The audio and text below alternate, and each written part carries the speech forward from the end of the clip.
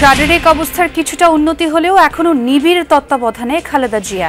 হাসপাতাল থেকে বাসায় ফিরতে সময় লাগবে জানালেন চিকিৎসক।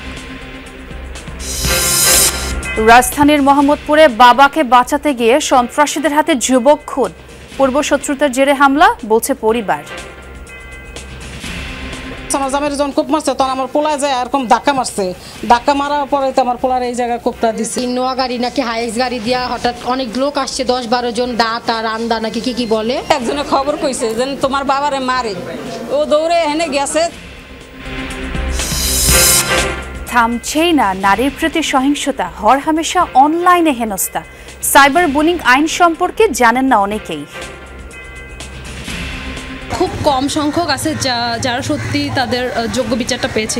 লিঙ্গীয় বৈষম্যর কারণে যে নির্যাতন, সেটাই হচ্ছে নারী নির্যাতন। ডিবিতে সাইবার সাপোর্ট সেন্টার নামে একটা ডেডিকেটেড সেন্টার স্থাপন করা হয়েছে।